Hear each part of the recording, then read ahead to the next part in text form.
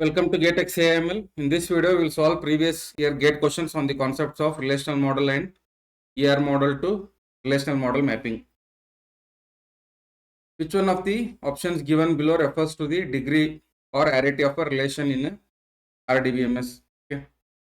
So you already know that in the relational schema, the number of attributes or columns represents the arity or degree. Consider the following statements S1 and S2 about the relational data model. Statement 1.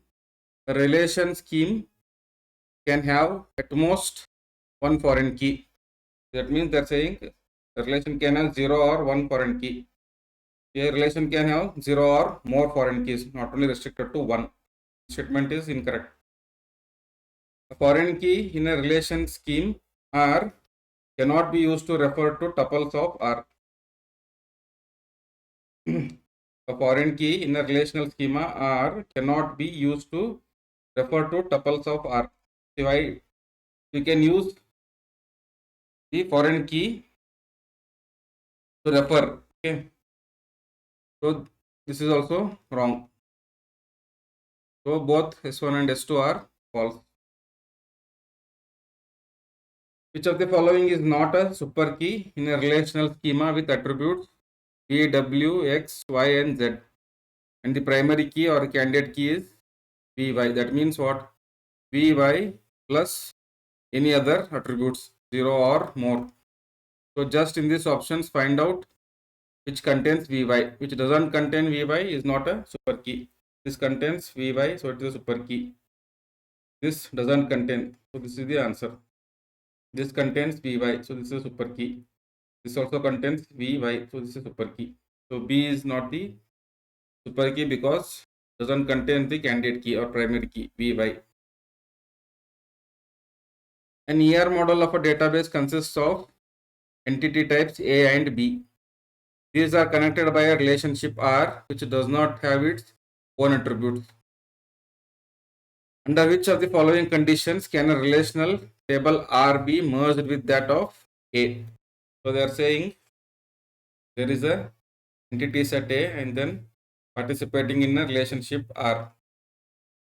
Now they are saying what is the condition when this relation can be merged with this table of A? Okay.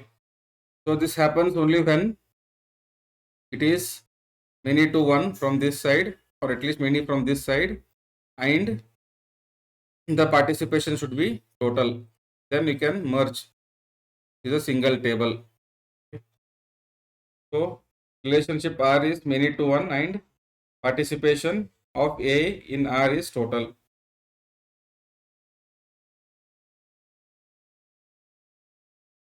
Given an instance of students table or relation as shown below. So student ID, student name, email, age and CPI is given. For student name, student age, okay, for this column or attribute and this attribute put together to be key. So if I join them together and then try to make them as a key, student name, student age together as a key, the value of X should not be equal to what? So just see the values in this columns. So for a key, it should be all the values should be unique. Okay, Shankar X, Swati 19, Shankar 19, Swati 18. So they are all unique now. Ganesh 19 unique. Now Shankar is here, Shankar is repeated here. So if I give 19 here, then it violates, it doesn't become a key because Shankar 19 and Shankar 19 cannot be key. So it should not be equal to 19. Okay. The maximum number of super keys for relational schema are with E as the keys. So I already derived how will you find the number of super keys is equal to 2 power n minus k. So where n is total number of attributes and k is the number of attributes in the key. So here number of attributes is 4. Key is the only one attribute in the key. So 8. Consider relational table with a single record for each registered student with the following attributes. registration number, unique registration number for each registered student.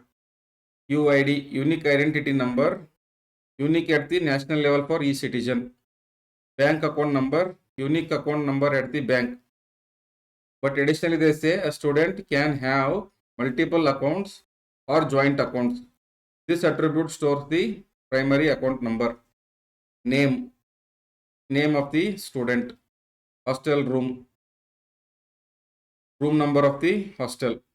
Which one of the following is incorrect? Bank account number is a candidate key.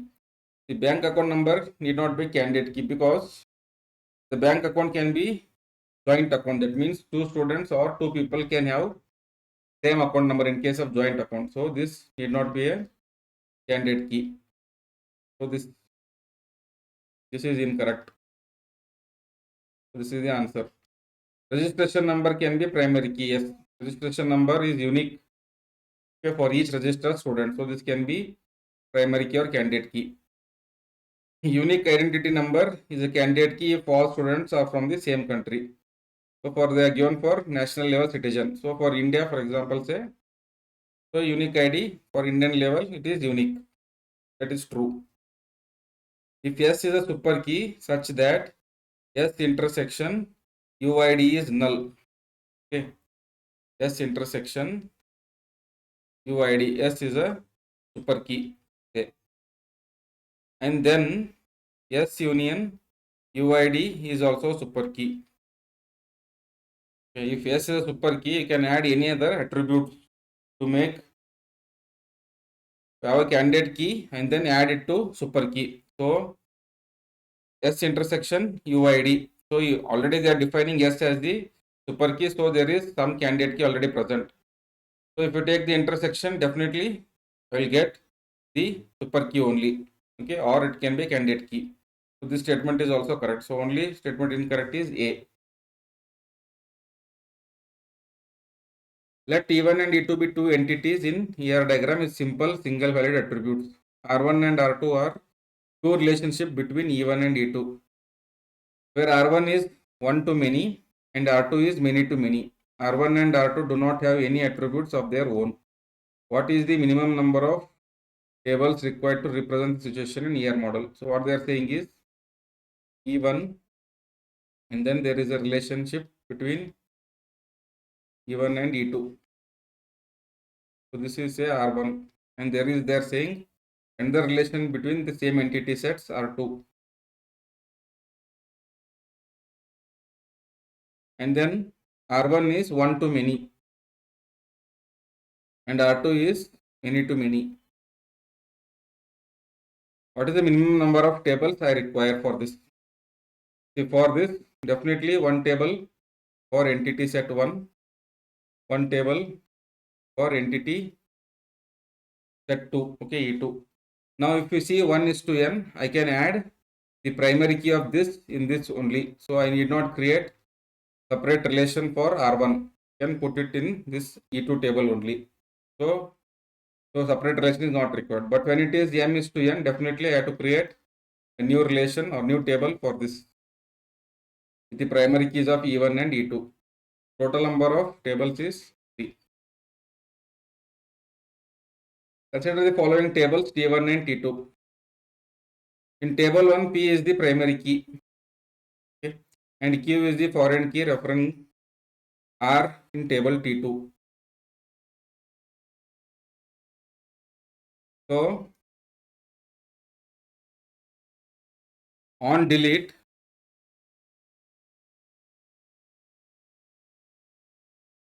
with on delete cascade. Okay. So if I delete, I have to delete it by cascading. All the other tuples which are dependent should also be deleted. And on update cascade. So if I update the primary key and then I have to update the foreign key as well. In table T2, R is the primary key and S is the foreign key referencing P in the table T1 on delete set null and on update cascade. So both tables are using different combinations. In order to delete record 38 from the table T1, the number of additional records need to be deleted from table T1 is. So if you observe here, They're saying this P is the primary key here, okay, and this is being referred by Q. P is the primary key and Q is the foreign key referencing R in table T2. So there, here, this is the primary key in T2. Next, with on delete cascade. So this is on delete cascade. So if I delete any row here, this rows also has to be deleted here on in T1. In table T2, R is the primary key and S is the foreign key referencing P in T1. Now this is the foreign key referring to the primary key in T1. And it is on delete set null. If I delete any row here, then I have to set null here. Okay, not cascade delete. And on update cascade, if I change any values here, I have to update those values here also in S. In order to delete record 38, so where is 38? 38 is here in T1. The number of additional record that need to be deleted is, if I remove 3, 3 is being referred as foreign key here, this one tuple. Now they say that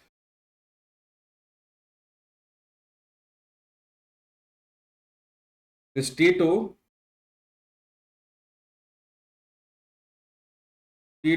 on delete set null. Okay, so if I delete 38, I have to set null. Where I will set null? So I will set null here. So this value becomes null. Okay. So in that order, if you see, I am not doing any cascade delete here. So number of record that deleted from table 1 is 0. Okay. Next. The following table has two attributes A, C, where A is the primary key and C is the foreign key referring A with on delete cascade. Okay, so this is important. So if I remove anything, I have to remove that entire row also. The set of tuple that must be additionally deleted due to this on delete cascade preserve referential integrity with tuple 2, 4 is deleted is. So 2, 4, if I delete this row, so 2, 4, if I delete this, so C is referring to A. So if I remove 2, check out which other values in CR2, this one, this one. Okay, so it is on delete cascade, not on delete set null. So I have to remove this row as well as this row. Then if I remove this, again the 5 and 7 are the primary key. Which one is using 5? This is using 5. Again this row also has to be deleted. Okay. So and then 9. Check for 7 and 9. So 7, nobody is using 7. C has no 7. Then 9. So 9. So 3. 3 rows I have to delete. So 5, 2, 7, 2 and 9, 5. Let R of ABC and S of DEF be two relations in which D is the foreign key of S. Okay, so D is referring to S of S that refers to the primary key of R. Okay, consider the following 4 operations. Let us say there is some other primary key and this is referring to say primary key of this. Let us assume A as the primary key. Consider the following 4 operations on R and S.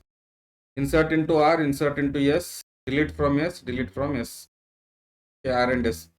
Which of the following can cause violation of referential integrity constraint above? Okay. So inserting into R may not cause any constraints because I am inserting, I am not deleting anything from R. Okay. So S is dependent on R here.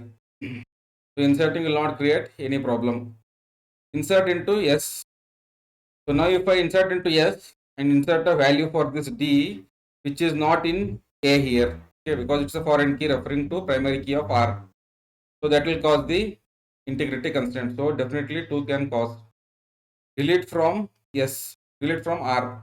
So definitely if I delete a row in R, because if some foreign key is using that value in R, then definitely it has to also be deleted or set to null. So this is also cause problem. Delete from S. If I delete any row from S, there is no problem because it is not, nobody is dependent on S. Okay. So 1 and 3, 2 and 3. Consider the following ER diagram. Which of the following is the correct attribute set for one of the tables for minimum number of tables needed to represent M, N, P, R, R1, R2. So if I convert this from M to P, they are saying total participation, and N is a weak entity set here identified by R2 relationship. Okay, so it's always total participation that side. How many tables I require here? So from many to 1, I require, okay. So I can put P1 as the foreign key. For R1, I did not create a new relationship. So I will create table relation M as M1, M2, M3 and P1. This P1 will refer to the new table RP. For R entity set, I will create table P. So it contains P1, P2. So this is acting as the foreign key. Then for weak entity set, I have to create a new relationship. So P1 becomes the primary key, then N1 is a partial key, they become together now primary key, and then N2. So these are the 3 tables. I need minimum 3 tables. Now you check which are the attributes are correct. M1, M2, M3, P1. So one table definitely have this. M1, P1, N1, N2 is not there. So this is not correct. M1, P1, N1. There is no table like that. M1, P1 not there. So A is the correct answer. So same diagram. What are the minimum number of relations required? So already found out.